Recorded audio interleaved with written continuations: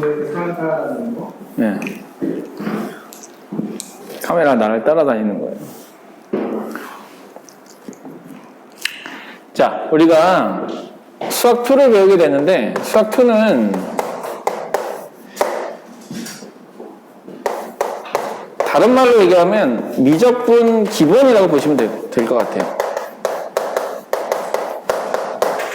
미적분 기본. 목차를 보시면 내가 왜 이런 얘기를 하는지를 볼 수가 있어요.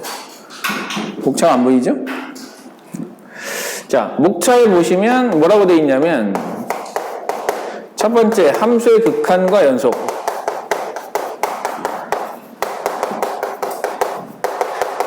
그 다음에 두 번째가 미분.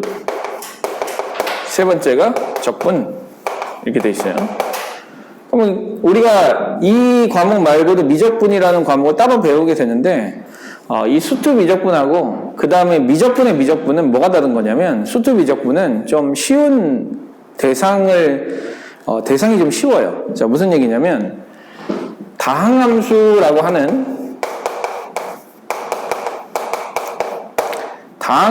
하는 것을 미분하고 적분하는 문제를 다루는 것이 수투라고 생각을 해주시면 될 것 같고, 여러분들 배운 함수들 중에서 지수함수, 로그함수, 삼각함수, 뭐 이런 함수들 있죠? 이런 것들을 다루는 이 단어는 미적분에서 미분, 적분이라고 보시면 돼요.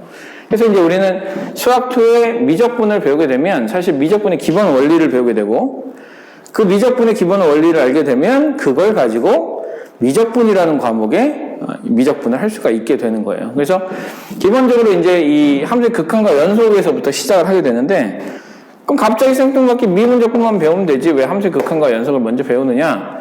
미분이라고 하는 것, 그 다음에 적분이라고 하는 것 자체가 그냥 모두 이 어떤 특정한 어떤 함수의 극한으로 정의가 되어 있기 때문에 그런 것이고, 자, 이 함수의 극한을 배우면 자연스럽게 함수의 연속임을 따질 수가 있기 때문에 함수가 연속이다라는 어떤 개념을 배우면서 함수의 기본적인 성질을 좀 파악할 수가 있게 돼요. 그래서 기본적으로는 얘를 하기 위한 기본 단원이다 이렇게 보시면 되겠는데, 생각해 보세요. 여러분들이 수학을 배우기 위해서 초등학교 때 기본 연산을 배우잖아요. 기본 연산을 배우게 되는데, 기본 연산이 잘 안 돼 있으면 그 다음 과정을 넘어가기가 너무 힘들죠. 네, 너무 힘들어요. 그래서 기본 연산이 잘 안 돼 있으면 수학 공부를 하기가 힘든 것처럼 마찬가지로 미분의 기본 연산은 이거예요. 극한을 계산하는 거예요.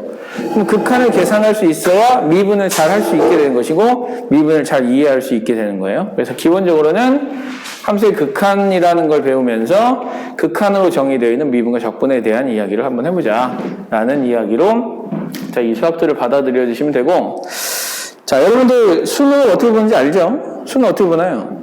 수능 몇 과목 봐요? 수학에서 수능 몇 과목 봐요? 예? 네. 몇 과목 봐요?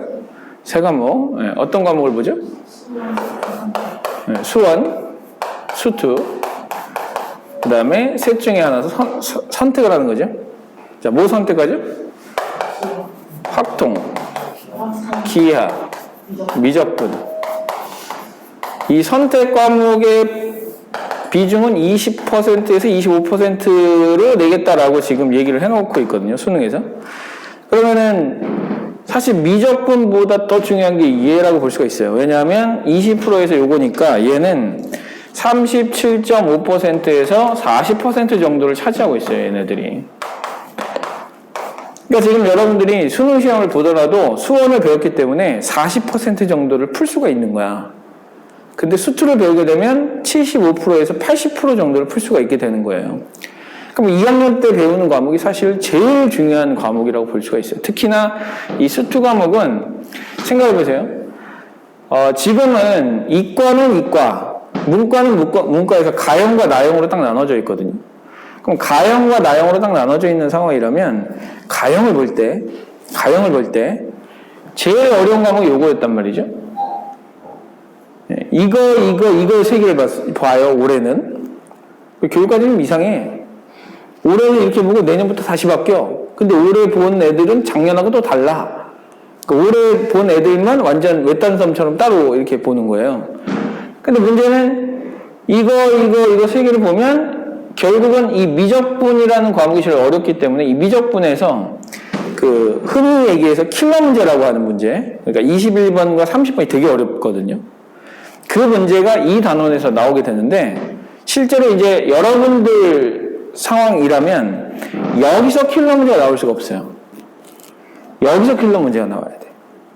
그래서 킬러 문제가 조금 앞쪽으로 이동을 할 것이다. 그러니까 수투 쪽으로 이동을 할 것이다 라고 생각을 해야 되기 때문에 이 수투라는 과목이 1등급을 결정짓는 굉장히 중요한 과목이 될 가능성이 높다. 이렇게 생각을 해주셔야 돼요. 무슨 얘기냐면 확통, 기하, 미적분을 보는데 생각해봐. 미적분이 내용이 어려워. 근데 미적분을 속된 말 좀 쓸게요. 미적분 졸라 어려운 문제를 내면 얘는 졸라 어려운 문제를 낼 수가 없단 말이야. 왜냐면 졸라 어려운 단어에 빠졌어.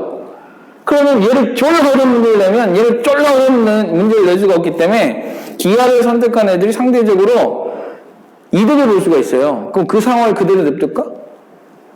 평등해야 되거든요. 그래서 기하는 문제 난이도를 좀 높이고 미적분은 문제 난이도를 낮출 수밖에 없어요. 그러니까 여기서는 킬러 문제 낼 수가 없고 여기에서 킬러 문제를 낼 가능성이 높죠. 그래서 21번, 30번, 흔히 우리가 21번, 29번, 30번을 어려운 문제라고 해요. 그래서 21번, 29번, 30번만 제외하고 나머지 문제만 다 맞으면 88점이야. 근데 일반적으로 88점을 받으면 이과에서도 2등급을 받을 수 있어요. 근데 수능 수학에서 2등급을 받는다는 건 굉장히 큰 의미거든요. 무슨 얘기냐? 2등급을 받으면 여러분들이 가고 싶어하는 대학의 수학 성적으로는 거의 충분한 점수가 돼요. 서울대와 연고대만 좀 제외하면. 그러니까 나머지 한양대를 가고 싶다. 그러면 한양대에 수학 2등 받고 나머지 과목들을 2, 1 이런 정도로 받으면 평균적으로 받으면 지원할 수 있는 점수가 돼요. 물론 합격한다는 보장은 없어요. 합격할 수도 있고 못할 수도 있으니까 과에 따라서 너무 다르니까. 한양대 같은 경우는 다이아몬드 7개 학과라고 해서 여기 들어가면 무조건 전액장학금이야. 그러니까 4년 동안 전액장학금을 줘요. 미래 자동차 학과 이런 데 있죠? 이런 데 들어가면 4년 동안 장학금을 줘. 근데 4년 동안 장학금이 얼마야? 한 학기에 거의 500만 원 정도가 되는데 4년이면은 4천만 원 정도를 받고 가는 거잖아요. 그러면 비슷한 대학의 똑같은 학과보다는 훨씬 더 높겠죠. 그러니까 자연스럽게 점수가 높아지는 현상이 벌어져요. 그래서 그런 과는 못 들어갈 가능성이 있고 나머지 과는 또 들어갈 수 있는 가능성이 있죠. 그래서 수학 2등급, 이과에서 2등급은 굉장히 높은 점수예요. 굉장히 높은 점수이기 때문에 킬러 문제 3문제 제외하고 나머지를 다 풀면 스터디룸 가서 공부하세요. 나머지 공부를 한다. 나머지 문제를 다 풀면 2등급을 받을 수 있고, 자, 생각해보세요. 21번까지 객관식이에요. 객관식이었어요. 근데 이게 어떻게 바뀔지 몰라요. 근데 21번까지가 객관식이었는데 21번은 객관식이니까 찍어도 20% 맞을 확률이 있단 말이에요. 그럼 20% 확률로 88점 맞은 사람은 92점을 받을 수 있어요. 근데 일반적으로 92점이면 1등급이야. 근데 수학 1등급이 얼마나 대단한지 모르죠. 아직 감이 안 오지. 이과에서 수학 1등급을 받았다. 문과에서 수학 1등급을 받았다. 완전 느낌이 달라요. 무슨 얘기냐? 이과에서 수학 4등급을 받았다. 와 문과에서 수학 2등급을 받았다는 동급이에요. 문과에서 수학 4등급을 받았다. 공부를 안 한 거예요. 문과 수능 4등급은. 문과 수능 5등급을 받았다. 갈 수 있는 데가 없어요. 근데 이과 수능 5등급은 그래도 갈 수 있는 데가 좀 경기도권까지 생겨요. 이과 수학 4등급은 그래도 나머지 과목에 따라서 인서울 될 수도 있고 안 될 수도 있어요.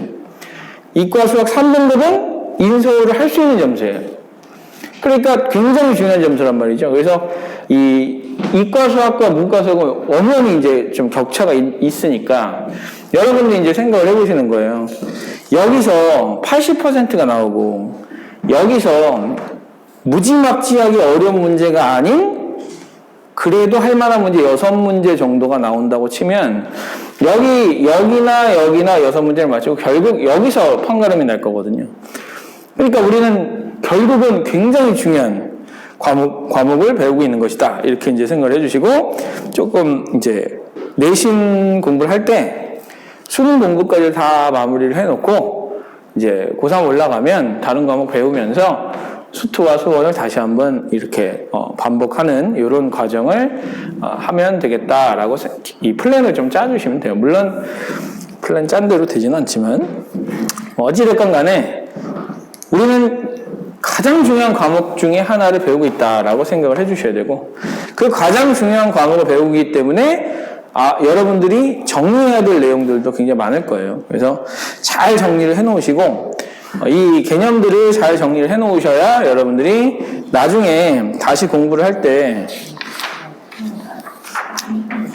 다시 복습하기가 굉장히 좋을 거예요.